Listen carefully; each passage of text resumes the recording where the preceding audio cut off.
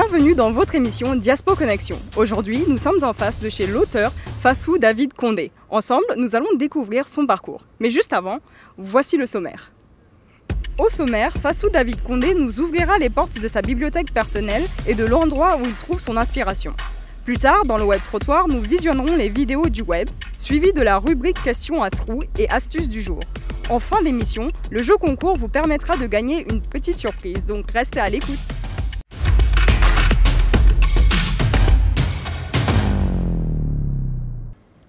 Fassou David Condé, c'est un étudiant et un écrivain d'origine guinéenne qui a 4 publications à son actif. Son dernier livre, sorti en août 2020, traite des manifestations guinéennes de 2007. Alors maintenant, nous allons découvrir son histoire et son parcours avec Lucien et Louis. Alors, attention, on a une surprise. On part chez notre invité. Il ne sait même pas qu'on arrive. C'est là.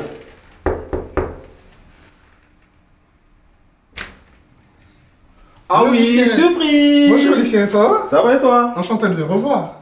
Franchement, ça fait En plus, plaisir. il y a Diaspo Connexion. Avec l'huile de croix et la lumière et tout, quoi. Trop content. En tout cas, bienvenue chez moi.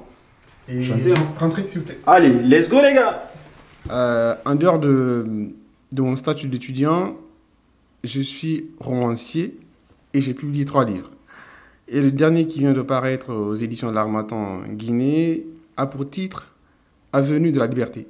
L'histoire raconte tout simplement le parcours d'un individu qui s'appelle Neloni, qui est jeune guinéen, qui au départ se définit comme apolitique, mais par un concours de circonstances, il est rattrapé par la chose politique. En quittant Koya pour venir à Conakry, il y a un principe cardinal dans la littérature qui est celui de faire vivre l'atmosphère quand on écrit.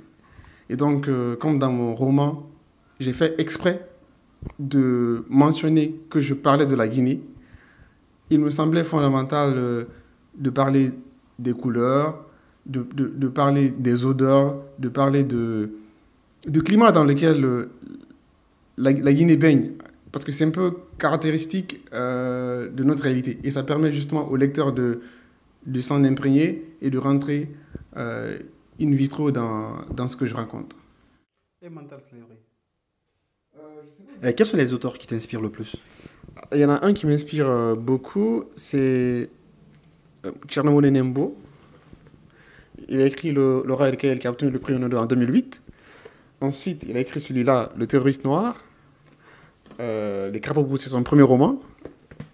L'aîné des orphelins, qui est vraiment la plus belle des merveilles. Pour moi, c'est le roman le plus abouti qui n'ait jamais été écrit sur le Rwanda. Et est-ce qu'on peut dire que là, c'est une bibliothèque de collection Monenembo? Non, il n'y a pas, non, y a pas que Monenembo, il y a d'autres auteurs que j'admire beaucoup. Il y a Mongo Betty qui est mon auteur, qui fait partie de mon panthéon, voilà. Il y a Amadou Kourouma, Allah n'est pas obligé, Outrage et Défi aussi. Et je vois là-bas Léonora Miano. Léonora Miano aussi, auteur que j'admire beaucoup, qui a une plume qui est très très travaillée, très très facile d'accès aussi.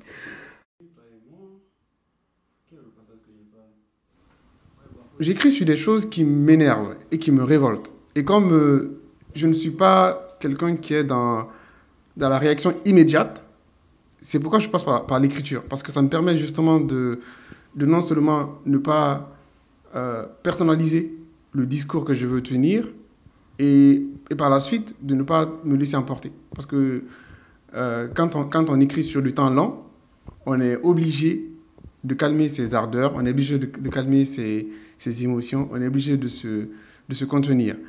Et quand on lit entre les lignes ce que j'écris, il y a fondamentalement une dimension politique. De toutes les façons, tous mes romans ou tous mes textes que j'écris partent d'un objet politique. En fait, pour moi, la question politique me sert de prétexte pour la littérature.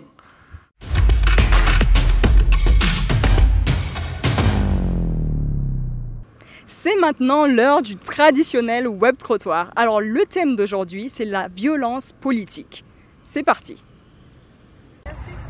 En sciences sociales, la violence politique est l'utilisation intentionnelle de la force à l'encontre d'un groupe de personnes pour modifier leur comportement. Alors se pose la question de la légitimité de la violence. La démocratie étant un pouvoir du peuple, par le peuple et pour le peuple, il est tout à fait normal que le peuple revendique ses droits. Alors et les forces de l'ordre pour assurer la sécurité des personnes est aussi normal pour encadrer tout mouvement politique.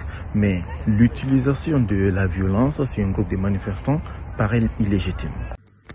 La violence politique, c'est tout acte de désorganisation, de destruction, de répression, d'atteinte physique et morale dirigée contre des personnes, un groupe, une communauté ou des acteurs politiques tendant à modifier leur comportement. Est-ce qu'elle est légitime? Non, à mon sens, parce qu'en Afrique, dans le cadre des régimes autoritaires, la violence politique est dirigée généralement contre toute forme de contradiction d'idées et d'opinions.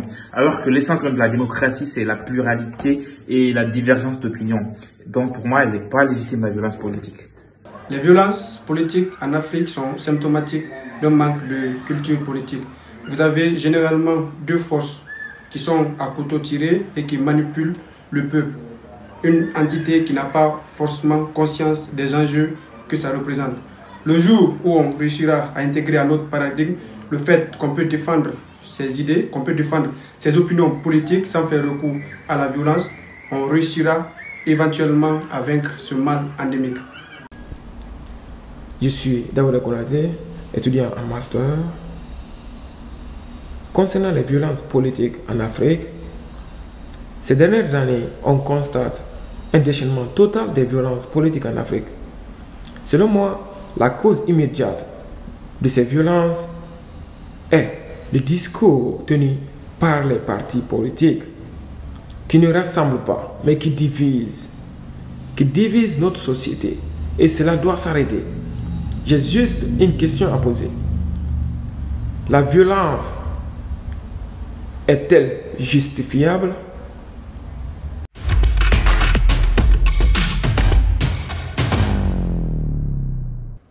C'est l'heure des questions à trous. Je vais retrouver Lucien et notre invité du jour, Fassou David Condé, et nous allons le titiller.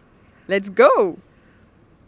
Alors j'ai retrouvé Lucien et Fassou pour la rubrique questions à trous. Alors accroche-toi parce que ça va être mouvementé. C'est parti. Alors, définis Fassou David Condé en 2 mots. Il a des principes. Principes et attaché. Entre les revendications syndicales de 2007 et les contestations constitutionnelles récentes, il existe un rapport de similarité. Alors, si tu écrivais un livre sur la période électorale guinéenne, tu le titrerais? La fin des misères. La politique guinéenne ressemble à une société de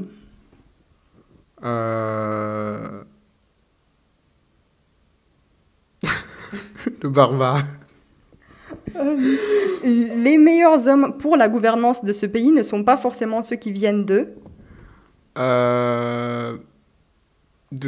l'extérieur. Entre un coup d'État et un 3e mandat, ton choix serait? Nul. Entre la Guinée de 2007 et de 2020, en termes d'avancée démocratique, c'est le trou béant. Pour toi, un homme politique, c'est d'abord des convictions. Au-delà des convictions, c'est aussi un projet de société. Au-delà du projet de société, c'est aussi un programme de développement. À ton avis, sommes-nous sur cette voie? Non. Et pourquoi? Parce que les dés sont pipés. Merci beaucoup pour cette rubrique Top Chrono.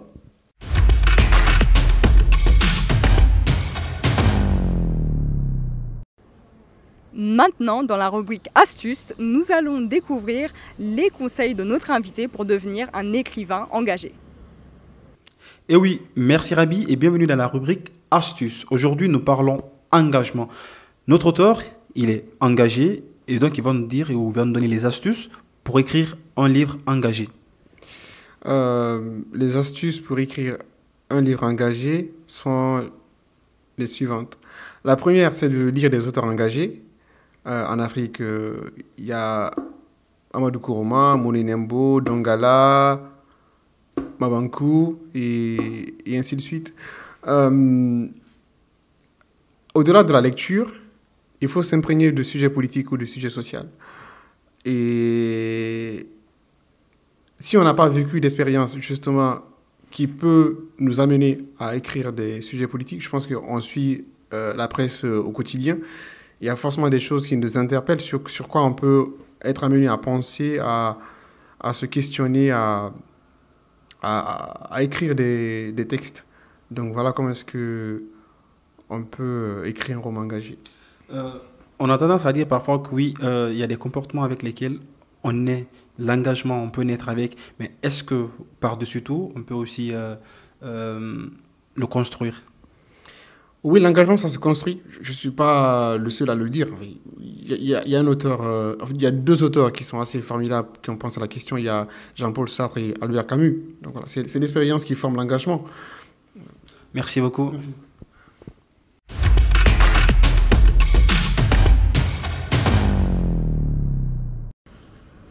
Pour remporter ce livre, vous devrez répondre à notre question.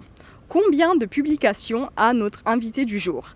Vous pouvez envoyer vos réponses sur Instagram, Twitter et Facebook Diaspo Connexion. Et quant à nous, on se retrouvera la semaine prochaine pour un nouvel épisode de Diaspo Connexion sur Espace TV.